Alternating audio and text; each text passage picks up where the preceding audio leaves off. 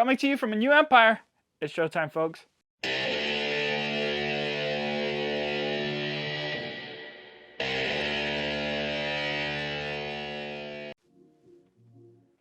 So, Godzilla vs. Kong, A New Empire. You know, it carries on from Godzilla vs. Kong, which came out a couple years ago now. Guys, I gotta be honest. I'm a kaiju fan, sorta. I'm like one of those kind of like really, how would you say, casual kaiju fans. Like, I definitely know a little bit of the history of certain kaijus, but I don't get deep into, the depths of all the different types. But going into Godzilla versus Kong, I just remember being super hyped. I don't know if you guys can tell based off of my logo and a couple other things. I'm a Kong guy. I'm a big King Kong guy. Even stretching back to Peter Jackson's King Kong to now the Monster versus Kong. I'm a big King Kong guy. And but other than that, really, I don't really, like I said, get deep into the kaiju stuff. And recently, like especially with the MonsterVerse stuff, I feel like a lot of it has been kind of, it follows the same formula. You have these like forced storylines of the humans to drive the drama and the plot along, and then you're really just sitting there waiting for the big kaiju fights. You know what I mean? And Godzilla X Kong: A New Empire. You know what? It kind of follows the same formula of that, just a tad. The characters are a little more bearable in this entry of the series. Now, in this video, you're gonna hear me talk a little bit more about Godzilla vs. Kong, as it ties in with Godzilla X Kong. Just because I feel like it's important to tie the two in. So going into Godzilla vs. Kong, I really didn't think Kong got a fair shake. I'm standing by that. Everybody that's a Godzilla fan, you know dang well that King Kong was getting dragged across the entire globe. He's all, sedated, and then they got him fighting Godzilla in the middle of the ocean, and then he goes down to Hollow Earth, and then he gets to freaking have to fight Godzilla, who's well rested, and then we get to, Godzilla X Kong. I'm not over Godzilla versus Kong yet, all right? They kind of just did my boy dirty, but it's all right, because Godzilla X Kong, we see the two titans get together, you know what I'm saying? So, starting off with a little bit of the pros of this movie, I really like, this might be a double-edged sword to some of you Godzilla fans, I really like that this movie was Kong-centered, especially because in the trailer, they're letting you know that Godzilla is the defender of nature, in a sense, and Kong is the defender of humanity. And this film, I feel like it has to do a lot more with defending humanity. And so they kind of stick to their guns when it comes with that, because the main threat in this film is definitely just trying to get to the surface world to destroy humanity and to take what he thinks is rightfully his. So the fact that they focus on Kong a lot more in this film, to me, makes a lot of sense. And as a pro, yeah, because I'm a Kong guy, but also because I just think that you see a lot more emotion when it comes to Kong. You see Godzilla a lot. Godzilla is just supposed to be this power, titan of nature, just a force of nature that is destroying everything and is a hero that isn't trying to be a hero. You know what I mean? Like, he's just a hero based off of the circumstances that are needed, especially in the MonsterVerse. He starts off as the, main antagonist, and in recent films, he becomes just the hero out of nowhere. So I think it's cool that they centered a lot of this story on Kong, and yeah, it was good. Another pro I have on this film is just the ability of the human storyline to not be so overbearing on the plot. Now, it still runs into the same issues of being that kind of generic human storyline in a kaiju film, where you're kind of just waiting for the human stuff to disappear, for the big stuff to happen. But still, I think the humans do a good job of driving the plot forward and not making it too unbearable of a watch. I think in Godzilla vs. Kong, and even in Godzilla King of the Monsters, the human storyline to me was just not all that important to me. I mean, I get it. You needed to drive the plot forward and you need to do all these different things with the humans.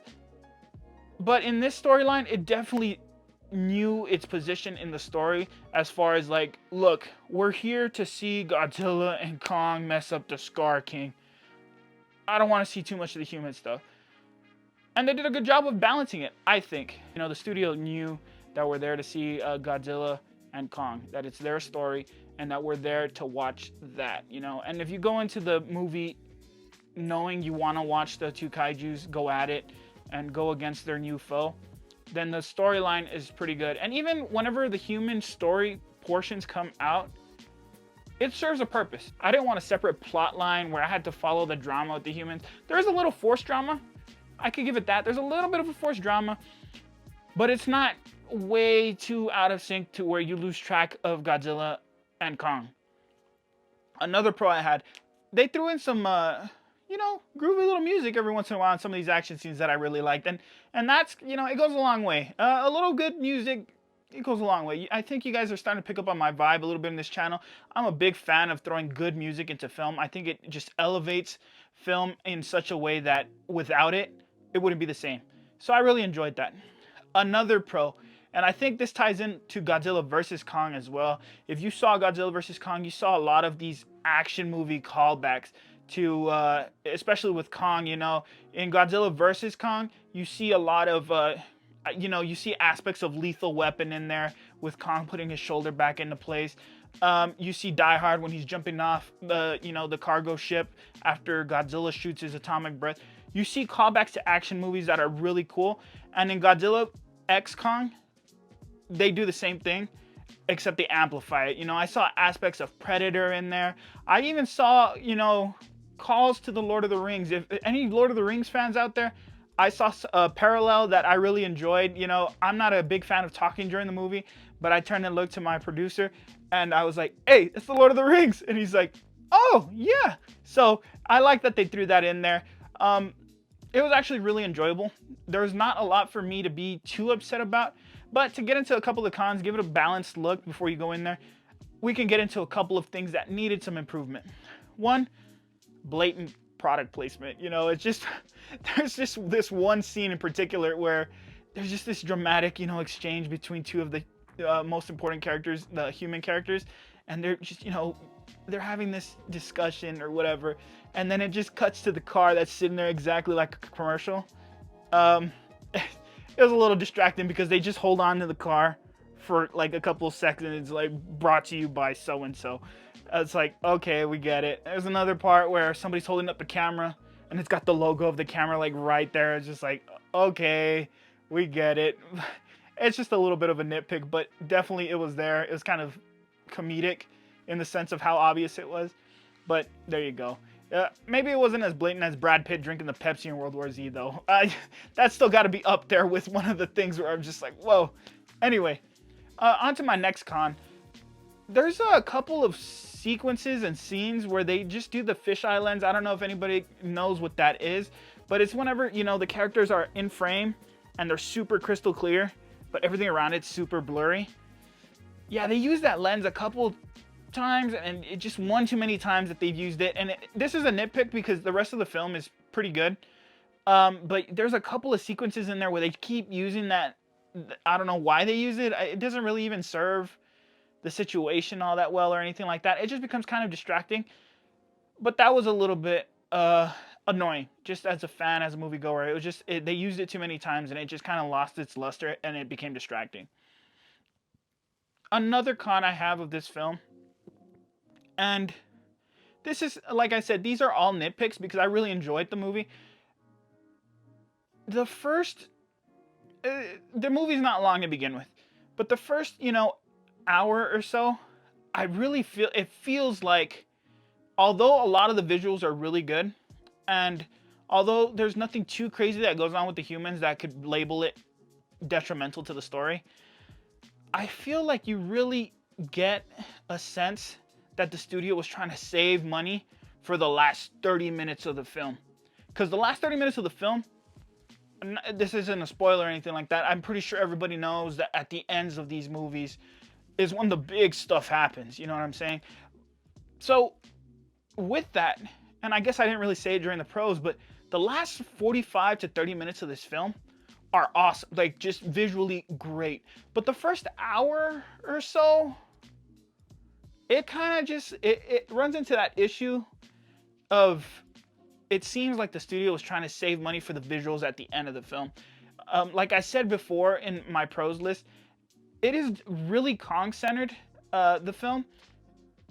And so to Godzilla fans, especially for Godzilla fans, there's not a lot of Godzilla in this film. It's kind of like he's always lurking there. Like he's always present in the background. Like, Godzilla's in this movie, but he's definitely just a side character, it feels like, in this movie. And maybe it's just because it costs too much to animate him fully the entire time, the entire runtime of the movie. But even there's a couple of sequences with Kong and Godzilla when they're separate on the screen. They're gonna fight something, or they're gonna be upset with something for a little while, and you think you're gonna get a major fight, and it just kind of cuts away, and it kind of shows the aftermath of said fight. And I can see that being an issue for some people. Personally, it was just a little bit of a thing for me. I was just kind of like, well, they keep cutting away. But the last 30 minutes of the movie, for me, it made up for that, definitely. So if you can hold on to that just a little bit, I think you could get past the fact that they cut away from a lot of action sequences. But those are my pros and cons to this movie. So what do we think of Godzilla vs. Kong? Personally, guys, in the MonsterVerse series, I think Godzilla x Kong has, done a pretty decent job. Like I said, the human characters aren't unbearable. I actually like this set of human characters. Their interactions with one another are actually pretty good. The kaiju sequences are pretty dang cool, especially Kong. I'm a Kong fan. You're gonna keep hearing me say good things about Kong, all right? Kong is freaking awesome in this movie. A lot of action movie callbacks to all my action fans out there. There's even one sequence, and you're gonna know it when you see it, that I really love so much. I think that thing was so awesome. So what do we think? What do we think? Guys, I know we're rambling. I like to ramble a little bit. But what is the ranking on this film? I think for people that go in there, especially going into like kaiju films, you know what you're walking into. This isn't going to be like a Academy Award winning script with actors giving the best performance of their life. This is a fun movie to go enjoy with your friends, your family, your loved ones, whoever. Get some popcorn, get some snacks, and just, enjoy it for what it is. With that being said, Godzilla vs. Kong is a 3 out of 5. Ask yourself if you feel lucky. And the reason you have to ask yourself if you feel lucky on this film in particular is because for some of my, film fanatics, that these, kaiju films don't have exactly the best plot lines as far as the humans goes. The humans are definitely just there to push the kaiju story, and you're definitely waiting around a couple of sequences to get to the big stuff that you want to see. But when you do get to the stuff that you want to see, the big battle sequences, the action, they're really good, and they're visually entertaining. So with that, 3 out of 5 is great. I think it's fair. I personally really enjoyed the film. It's Kong heavy, so my Godzilla fans, you might be a little disappointed not seeing so much Godzilla. But when Godzilla's on the screen, I even got to say, it was pretty cool. Me not being a big old lizard fan. Sorry, I said it. I'm a gorilla. I'm the big gorilla. This guy. That's what I like. Anyway. But even then, when I saw Godzilla on the screen, I was like, this is cool. And that charge up sound, guys. Oh, that charge up sound always sounds great. But yeah, I definitely enjoyed this film. I would watch it again. It's just fun. It's a fun experience. It's a popcorn movie. But what did you guys think of Godzilla vs. Kong? Did you like it? Did you dislike it? Do you agree with what I'm saying? Do you disagree with what I'm saying? Is there anything I might have missed? Please leave it down below in the comments. If you haven't already, guys, I'd really appreciate it if you subscribe to our channel. We got a team. We'd really appreciate it. I know you guys got a lot of different channels you could go to, and I appreciate you guys spending time here with us. Don't forget to like and share this video, and to ring the notification bell, guys. It really helps us out, and I appreciate all the support I get. With that being said, guys, I really enjoyed this movie. Kaiju battles, gotta love them. Big monkey, hitting big lizard. It always gets me going. I'm always pumped for that. With that being said, though, guys, it reminds me of something that my producer Roman used to tell me, and that's